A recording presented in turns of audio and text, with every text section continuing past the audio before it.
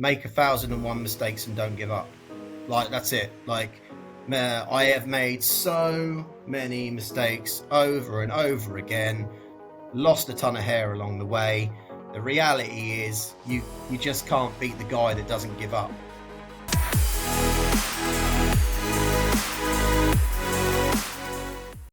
Hey everybody, welcome to the Build to Billions podcast, where we guide successful entrepreneurs and investors on the journey from millions to billions. We believe the key to scaling and compounding your wealth in life starts every single day with the mindset and practice of stewardship over ownership and applying billionaire biblical principles. Our ultimate goal is to help you scale and compound your wealth in life so you can give more all of it away to help MVPs. My name is Brett Swarts. I'll be your host today. And every episode, we're joined by some of the top entrepreneurs, millionaires, and billionaires, and they share their secrets, insights with us so we can all level up. I'm excited about our next guest. Originally from the UK, he's the founder and CEO of Creatia, a groundbreaking platform merging short form video with e-commerce while building a new people-first financial ecosystem. He's a former content creator driven by the challenges of monetization. He's passionate about reimagining how we earn, interact, and shop online, and so much more. We're going to be talking about today kind of how to build and scale using video and short form content. Please welcome to the show with me, Nathan McFarlane. Nathan, how are you doing? Yeah, I'm good. Thanks, Brett. Thanks, mate. Yeah, thanks for having me on. Really looking forward to having a conversation. Absolutely. And for our listeners getting to know you for the first time, would you give us just a little bit more about your story and your current focus? Yeah, so I work from the UK originally, been out in the Middle East for the best part of 11 years. Originally worked in technology in the UK, but then worked in financial advisory in the Middle East, investment advisory, insurance, investments. Realized quite quickly that I didn't like the way that the financial system worked, the way financial products were sold. And I started creating short form content online to kind of make people understand how charges work inside of products, how fractional reserve banking works, how the entire financial system works. So really from micro up to macro finance and economics to educate people. Went extremely viral with it back in 2020, 2021 in the Middle East. Realized the only way for me to make money was by basically promoting specific brands. A good example at the time was I got approached by a well-known cryptocurrency brand. Fortunately, I chose not to promote myself. 18 months later, I think we all know what cryptocurrency brand that was. That was suddenly has a few people in jail. So that gives you a prime example how the system was broken. I obviously was very passionate about how the financial system works, making people understand how they're being robbed left, right, and center. So I was like, okay, well, what if I could create a place where you could create content and potentially monetize through creating content authentically? Because at the end of the day, what all that I realized was people wanted to see authenticity, but yet there was still limited ways to be able to monetize outside of the existing advertising type model, which essentially is owned and run by corporations, not the people. And if we're going to try and move into an era where the people are at the forefront of money, more money has to move away from corporations and back into the hands of the people. And that's kind of what we're trying to do right now. Okay, awesome. I love it.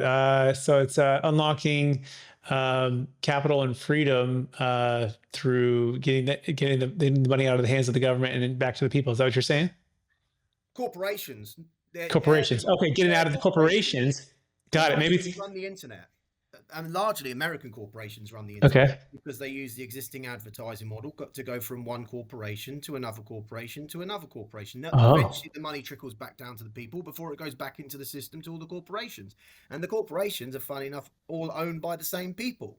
So if you're trying to grow an economy, and this is particularly outside of the United States, because if the United States is the inflow of money and printing of it happens in the US, then it affects people more outside to grow their economies, right? So from our perspective, what we wanted to do was to try and create a system where the money went back to the people, and therefore to do so, you cannot use the existing advertising model, because if you use the existing advertising model, the capital flow already works in an existing structure, so you have to Got it. change that. And So then it's breaking the structure of the, not only just the government, but corporations and the flow of capital through advertising, and realizing that if you're going traditional corporations, it tends to just cycle back through those groups. So how do you break that and get sort of a new playing field? Is that a fair summary? correct, and then that's people to people. Who would you rather have your money? The corporations, your mum, your dad, your brother, your sister, your friend. I know which one I would rather have. Oh So yeah, you've got to try and create an ecosystem to do that. That is actually more difficult to do in the West because our family values, our structures of life are not as close knitted as they are in other parts of the world. got it. We don't sit around a table of 10 people with our family very often. It might be Thanksgiving or Christmas, right? And that might be it. But in other parts of the world, that's every day. So the sense of community in other parts of the world gives us opportunity to Yeah, potentially I'm with you. Okay, great. Let's try. dive right into that. So what is the number one secret to doing that, and talk about how short form video and the way that you guys do it can help grow a business. Yeah. So the idea for us is about transforming the value of your community and having a way to be able to utilize that yourself. So you got to look at two things here. Is firstly is where we spend money. Where we spend money these days, the majority of the time on the internet. Okay. And where does that money currently go? Well, it goes to e-commerce companies, um, to where you go and purchase whatever it may be. It could be anything from a kitchen utensil to a video game to your new clothes, whatever. Either way, that currently either runs through online advertising models to go to larger companies, or it will end up going to larger companies itself. So there are obviously different structures out there, largely affiliate models to be able to provide avenues of driving traffic to those companies, but yet giving back to the people. But if you were to completely splash that out, take that out of your system and say we just don't do that, like you can't have that, then suddenly there's only one channel, and then that one channel is driving through peer to peer, from person to person. And then the argument is that with the majority of affiliate models, it's like, okay, you've referred someone to a company, they've made a purchase, you make a commission. But that's not really the point, is it? Because if you've referred them to that business and then they continue to make money off you, shouldn't you make money again? Hmm. Why I not? mean, if you're a business owner, you would, right? Yeah. So it's about providing a platform where the people, the individuals, essentially can become business owners by taking the advantage of the value of their community, rather than just the current system where big companies with large advertising budgets can jump on in and I'm with you. I essentially got take it. the business. Yep. Got the So premise. That makes sense. for us, we're based out in the Middle East, but we are about to launch our app into Southeast Asia, Indonesia, Malaysia, Thailand, Philippines, Vietnam, these countries where there's a big sense of community, where earning a small proportion of a transaction can be really beneficial for themselves and their families, Hmm. and then start to create an ecosystem around it where the earnings that they earn can be kept within the country of origin, because not only does the United States own the internet, they own the financial system as well. So Hmm. for any government out there, if you can find a way to be able to keep money inside individual economies, this can be very interesting for individual governments. So and that's kind of what we're looking to do. Okay, I So love this. We're going to get into the details here in a second. I'm curious. Right now, we have Doge going on, and it's transforming. And hopefully, it will continue to transform the transparency and accountability with the U.S. government spending and taxation and efficiency. What are you seeing? Being that you've been, let's say your eyes have been wide open for many years on either corporations taking advantage or governments taking advantage. yeah. What are these new things in the last 150 days or so, 120 days? What are some of your key insights from this? Are you been following pretty close? I'll tell you what, if I was involved in Doge, I would want to build a social media app where you could give money back to the people, and utilize. Web3 technology to be able to create a new financial system, but maybe someone involved in Doge is thinking that as already. Who knows? Mhm. I think that the reality is for for behavior to change, and that's what we've got to have a behavior to change, because the status quo is as it is. For behaviors to change, new things have to come about, and I think new things are going to come about by transparency, initially through politics, but through our financial system and distributed ledger technology, where instant payments, instant settlements can change the way the financial system works. Realistically, we don't need banks anymore. um, at the end of the day now, okay, what are banks for? Credit cards, loans, well, they're not very useful, really, are they, for if you really want to get anywhere in life? And to basically, a bank selling a product, which are mortgages, well, that we don't really know where the financial system's going. So I mean, you've got to look at different ways of understanding and making a living. And I think transparency of the financial system is going to be at the forefront and the foundation of everything. And if that's in the hands of everyone knowing how that works, suddenly the existing corporations, the corporate control within government is going to slowly or quickly, shall we say, slip away and under the current structures that they have in place at the moment, which essentially has just been taking money away from people, giving it to corporations. And you got to remember, what is a corporation? Corpse. It's a dead entity. So we like giving money to dead things, not to the living. Hmm. That's, to me, it's just backwards, right? Mhm. And people with those morals that want to do that probably links to it, right? So it's about Mhm. bringing life to the world, bringing it in a way where the people are put first, moving money away from these corporations, where the Mhm. where capitalism has done some great things to the world, but unfortunately, the downside of late stage capitalism is absolute greed. And there's a great book called Hard Times Create Strong Men. So it simply works in a cycle, and that cycle fits into an 80 to 100 year cycle. Hard times create strong men, 1940 to 1960. Strong men create good times, 1960 to 1980. Weak men create hard times, 1980 to 2000. I love it. We're speaking with Nathan McFarlane, everybody. You can go to CREATRI.app. I'm going to spell it because it was a little bit challenging to say, but CREATRI.app. Create, connect, and expand your audience all in one place with, Krisha. Hey, so let's talk about this now. How what you do helps to do what you were talking about here, right? Content, sharing, network. Yeah. Walk us through to break free from the corporation spending of Yeah. advertising.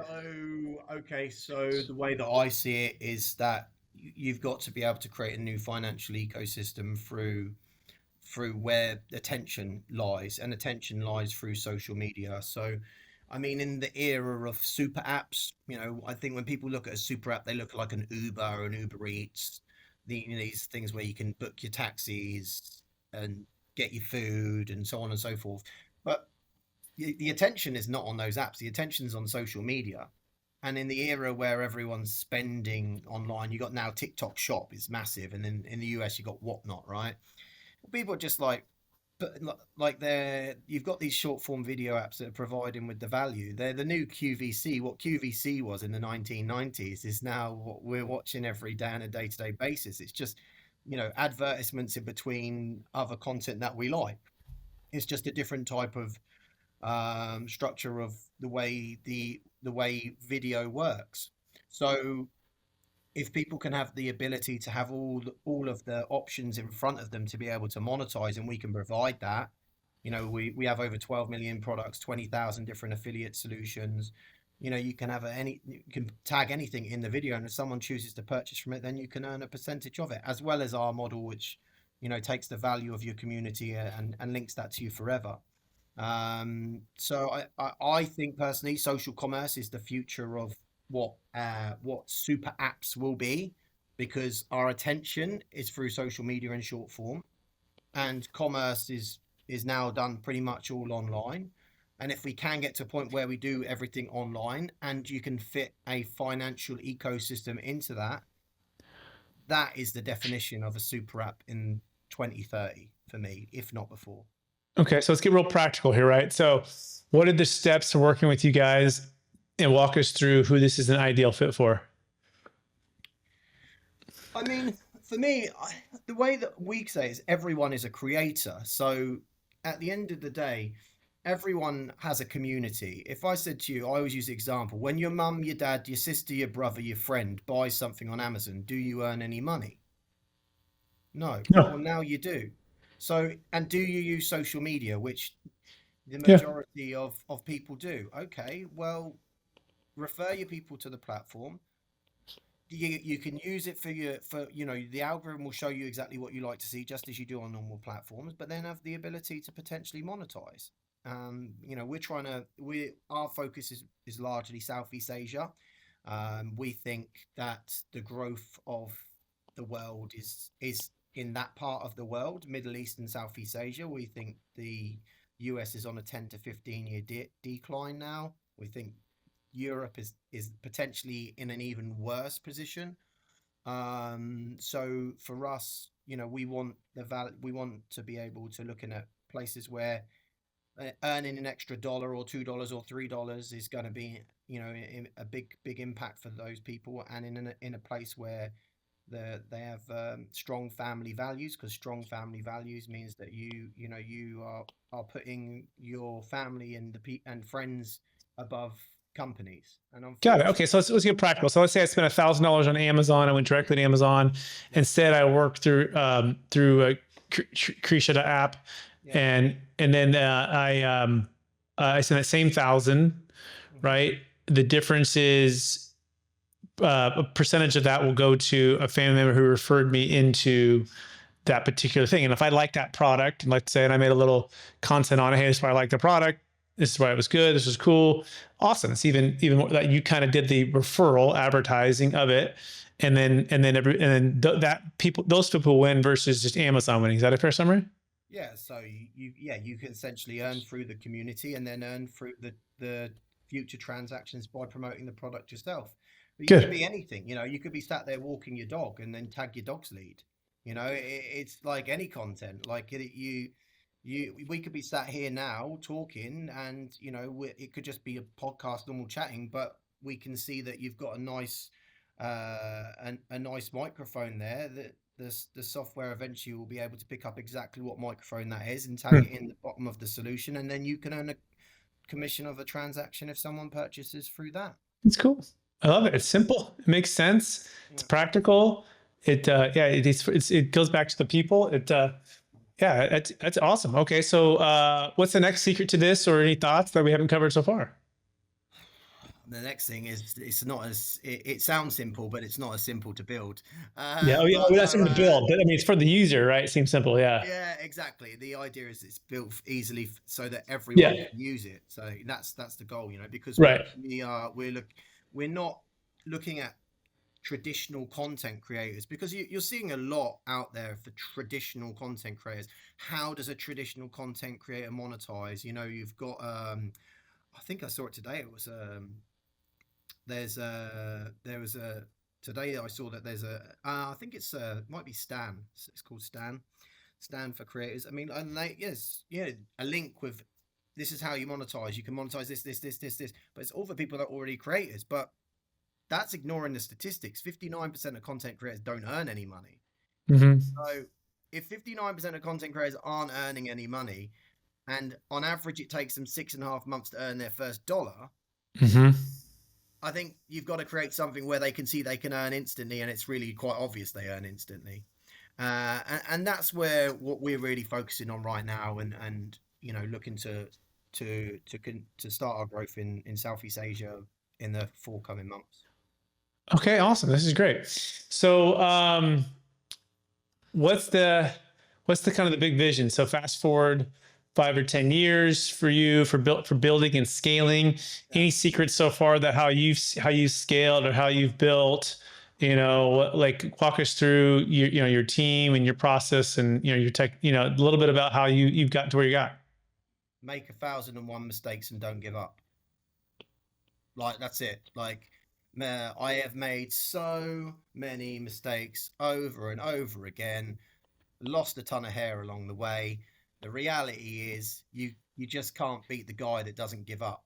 And as long as you're conscious of your mistakes, and you're willing to accept everything as a process, I think in the typical corporate world, in the financial world, you said you start up a business, you get your first round of funding, you get your next round of funding, you get your next round of funding. It doesn't work like that. And that actually, the VC model is kind of broken because of that, right? Because actually what should happen is you start your business, you might get a bit of funding, you get it off the ground, you find what some things do work, some things don't work, you might get some things wrong, and pretty much every person, if you're not getting things wrong, you're doing something wrong, right? Because everyone's going to get things wrong.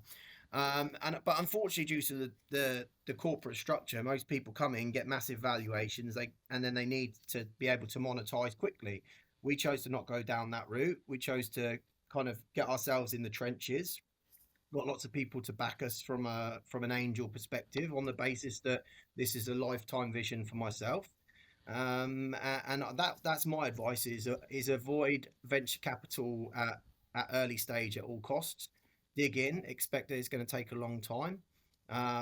If it happens sooner, then great. Make mistakes, and just don't give up. And I think then you'll start to, as time goes on, you'll start to, if you've got the right mindset, you'll start to find the the exact problem that you're solving, and you'll have a better understanding of all the steps you're going to need to get to where your larger vision wants to be. So, my larger vision is much larger than what we're talking about here. I know it's going to take a long time, um, but I mean, I just adapt as I go along, as long as I'm moving forward in the right direction. I think try to avoid the buzz, so to speak. So try to avoid what everyone supposedly tells you to do. I'd just say make mistakes, break things, keep going. And as long as you're conscious to those mistakes and what you're doing, you'll get closer to what will be the vision. But no doubt the vision at the end is going to be something different How for do you know everyone. when you're conscious of it? What do you mean by that? Because I mean, that's key. Like, was there a moment where you were unconscious or less conscious and then you became more conscious? Like, walk us through how you stay, Yeah. wise to these I, I things. think I think the easiest one is when I started this. When I started as an entrepreneur, I was like, I want to make $1 million, right? That when I was very young, that's what it was. That's an unconscious statement. If your actual driver of anything is I want to get to a financial result, then you're not conscious to what you're actually trying to do. The Mm. moment you have an understanding of this is the goal and this is the vision, and it's just part of my life, you become, from my perspective, you kind of you take out all the noise of the own inner ego, and then suddenly, because you've not got that inner ego talking to you to say I've got to be the best, or I've got to earn the money, or I've got to, I was an investment broker, like, everything was about being top of the board. And I was like, my exit out of that was, I can't be top of the board because I've got good morals. That was what happened to me, right? So, and that exit of that journey took me away from the moment I focused on the intrinsic about myself, as just doing things the right way, and always, no matter Mm. what, never taking the shortcut. I became more conscious within my own choices in life, and then suddenly you look at everything humbly, because you've taken the ego away, you look at everything humbly. And once you start looking at in every situation from a humble perspective, you know what you get right and you know what you get wrong. And you're not using your ego to think, oh, I can still do this, I'm the best. No, I'm just a guy that's got a lot of grit and determination. I've got a big vision, I've got an idea, I think the world can change, someone's going to change the world, why can't it be me? But I know, understand, if it's a big vision, it's going to take a long time, I'm probably going to have a lot less hair at the end of it. But by having that attitude, I stay conscious of what I do right and what I do wrong. And because of that, I step by step get closer to my goal whilst not worrying about what anyone else is doing. If you're worrying about what anyone else is doing, then you're already unconscious to your own personal situation within yourself. So, It makes sense. I love the way you simplified that, right?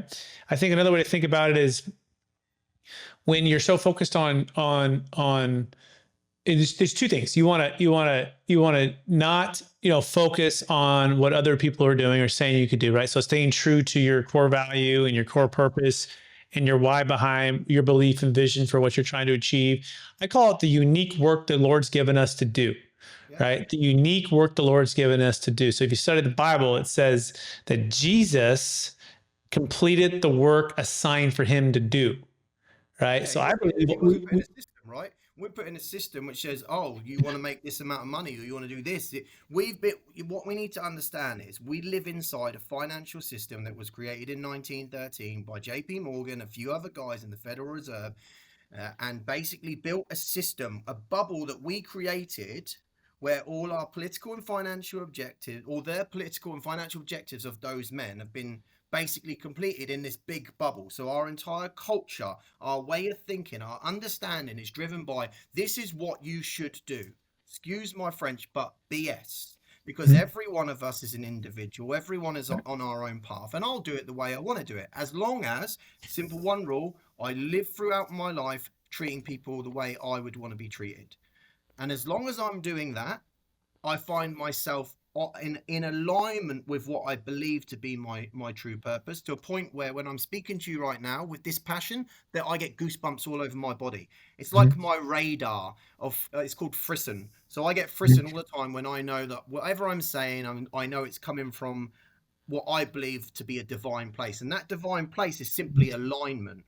But because we've got so much smoke and mirrors and what society tells us to do and the way we should be, and that's nailed into us from a young age, and with the existing financial system, corporate control, it's this system is built to be able to promote you to look away from your alignment it's in itself, then we ignore that. And again, I only say this from experience. This year I'm 40 years old. I'm like, when I was 25, I was wanting the Ferrari, and all these things. But I just learned from my own experiences and aligned with myself and realized more and more as time goes on, you're not in a race against time or money for anyone else. And if you stay in alignment with yourself, suddenly I just think good things happen.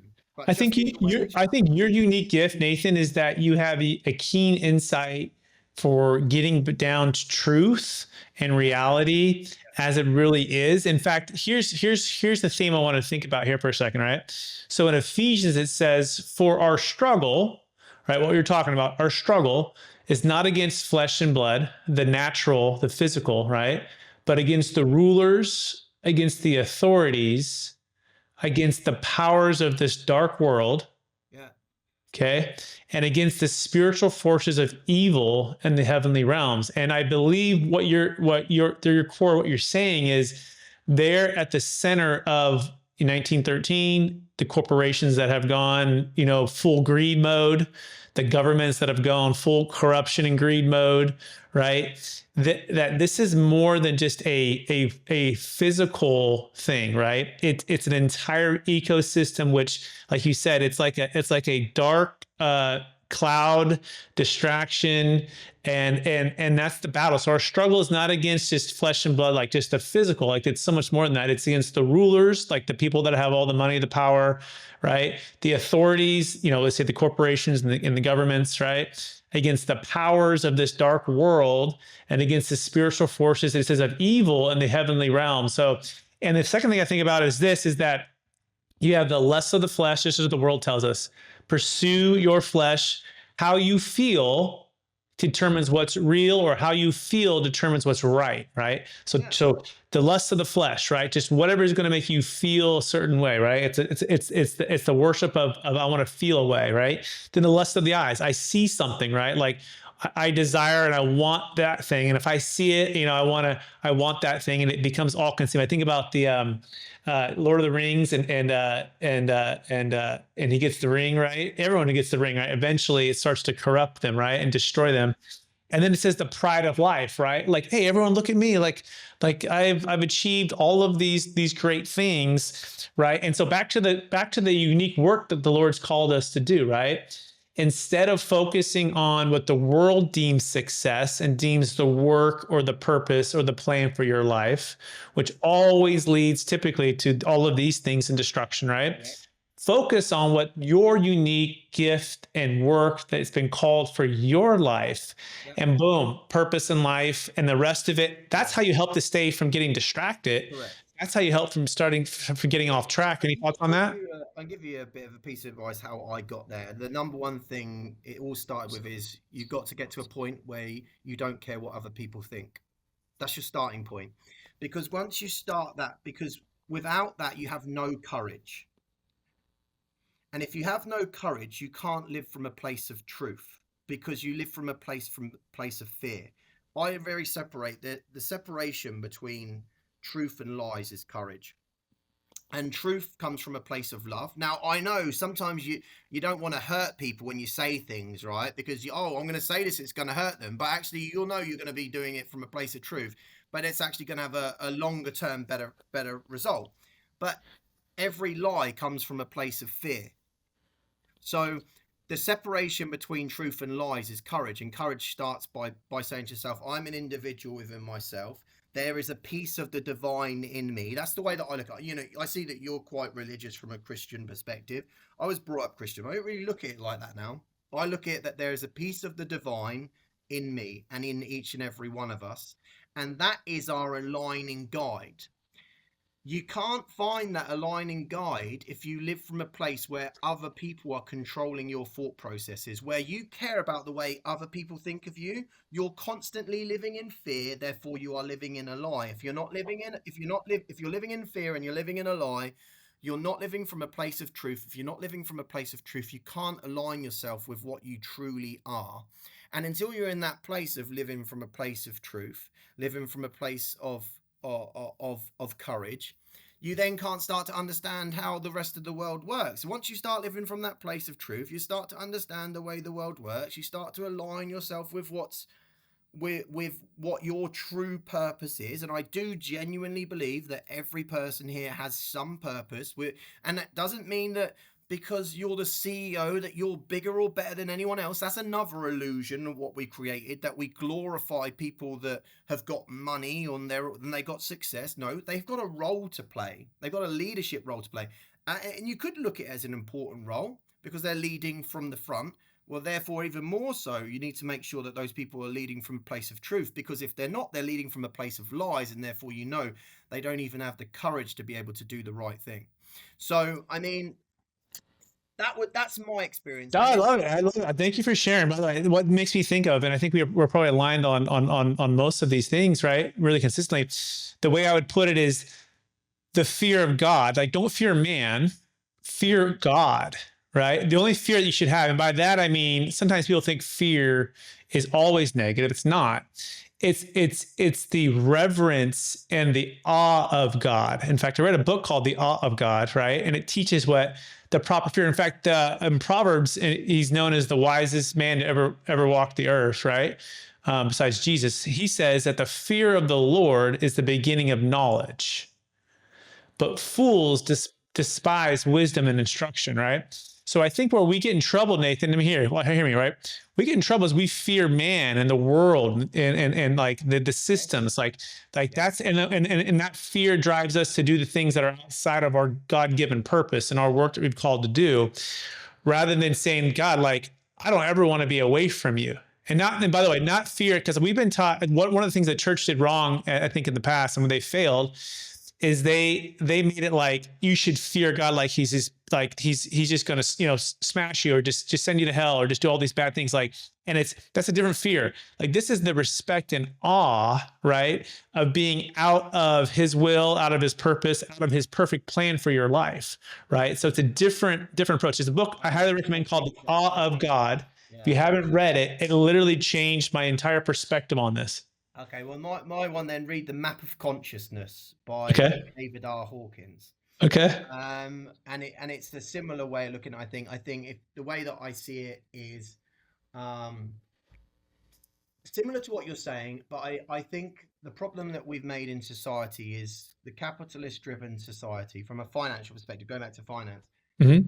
created poor morals and values within our culture. And if us as adults are now in our, I'm 40 this year, right? I'm only now realizing, seriously, I've only start to feel I'm never going to be complete. I'm always learning, I'm always evolving, but at least to a point where I can say I'm conscious of everything and I know everything I do comes from the right place, right? And that's only just by rewiring my brain of everything I've been taught through popular culture. That's realistically what's happened. And then so I'm now 40 years old and I've gone around the world and I've lived in different places and I've had a lot more experiences than the majority of people. So what that leads me is from, and well, according to DeepSeek and ChatGPT, is a higher state of consciousness than the majority of people. So I have some fantastic conversations with AI, which we could talk about another day. It's crazy, some of the stuff we go into. Um, but okay, if I'm that's one example, and I'm nearly 40 years old, and I have an understanding that I've seen the world and done all these things. The majority of people have been indoctrinated into this culture of something so far away from alignment. You want to call it God, Jesus, I want to call it, divine, whatever. It's alignment. Alignment with God, alignment with your true self, alignment with the divine, whatever it is. Our culture has taken it so far away from that. It means our children have suffered now to the point where 13% of girls aged 18 to 25 have got OnlyFans accounts in the United States. To me, that's that says where society is, and that's nothing again, but it's away from true alignment because I'm pretty certain that that was not the path that they were meant to take. That's my opinion, but I didn't catch that piece. What was it again? That they what the percentage? What was it again? 13% of 18 to 25-year-old women in the United States have got OnlyFans accounts. Have we got only what are they called? OnlyFans. What are those? I mean, I adult don't. material. Oh, okay, okay. I see. I see. I don't even know what these are. Okay, got it. Okay. So but the point I'm getting at here Yeah. is it shows that everyone in our popular culture is away Mhm. from the alignment of what they're supposed to be. And Yeah. if they are, and we're near 40 years old and we're only starting to realize, it's going to take decades for our that generation to teach the next generation. Yeah, I would say, yeah. So, yeah, it could take a lot of time. I would say it needs to be a transformation of the heart, right? It's not like a teaching of education. I mean, I think that's part of the worldly perspective. Like, if I could just teach somebody enough, if I could, but what I believe is we've gone from it's dark and light, right? It's death and life. And you're right. There are those that the dark, it's like it's getting darker and darker and darker because they have more access to darkness, right? Instantaneous, more distraction, more and more consumption of just darkness, right? That can, in 60 years ago, 50 years, 100 years ago, you didn't have the internet, you didn't have AI, you didn't have the ability to just dive into these things so deeply, right? So I think that's part of it. So to me, it's actually just it's a transformation of the heart. It has to be a rebirth. And what's great about this is because everything works it's yin and yang, right? Everything dark and light, it's always in motion. Now, all that we're seeing is there's extra dark based on based on where we see consciousness is right now through popular culture. But because of that, it's always yin and yang. Because of what we've done this way or what's occurred this way, it means something counteracts that another side. And that means that now, with the internet, we have access to information. Like I always say, this we got more access to information more than the president of the United States did 35 years ago. Right, so we like a normal guy can go onto the internet, find out something, have an understanding, and if he's consciously aware of what doesn't feel right and doesn't feel aligned with himself, then he'll start thinking, well, actually, no, I want to make these choices. Go back to when you were a kid and you asked the questions, and your mum and dad goes, yeah, but you should do it this way, and now you go back, so yeah, he was probably wrong about that one. No, that there's something in us that curiosity that we're younger, and if we're drawn down the right path, then we're more likely to drive ourselves in alignment with ourselves. The great thing about, okay, we've had this problem with popular culture, which is, but like you say, taken us further away from we say dark and light, or away from alignment, as I put it, is opened a door for other things to come into society, which can be used for good. Which is Yes, I agree with you. Now, here's a little slight edge though here, right? If we don't have a true north and an actual truth, if it's all just what I feel is my truth, and someone else feels it's their truth, and someone in South Asia feels it's their truth, in the United States, in the UK, and if it's all that is, to me, that's what's off. Everyone thinks they have the truth, right? Their own truth. What I would say is the Bible has the truth, right? So that's my core value, right? The Bible has the truth, the ultimate truth, right? And you can back it up by historical evidence. You can back it up by miracles, the life of Jesus. And if you don't, and everyone has a truth, right? And so to me, it's the Bible, right? Now you would say, well, what is your truth? What is your truth based on, right? What is the foundation of that you could actually say, yeah, this is light, this is dark, right? And so you have to peel back even more. We're totally out of time. By the way, we should have another conversation because, brother, we just got going, man. This is awesome. I mean, mate, honestly, I'd go for hours. I mean, this is so good. This is Nathan McFarlane. I have to jump on my next one here in like 20 seconds, but I want to encourage everybody to connect with Nathan. You're running like, hey, how am I going to grow my social media? Well, really, this is a bigger conversation. You should grow your social media with content. You should also look at, growing your network with content, scaling your business. Go ahead, Nathan. Go ahead. I'll leave on the question of why it's all linked to what my actual goal is. Yeah. My goal is to raise the collective consciousness of humanity. Yeah, good. Yeah, and if it helps you to spur thoughts and discussion like this, please do. Like these are eternal things. This is big conversations. Nathan, I want to thank you for being on the show. For our listeners who want to get in touch with you, what's the best place for them to find you? Reach out to me on LinkedIn, or you can drop me an email, Nathan, Nathan, @creatria.app, CREATRIA.app.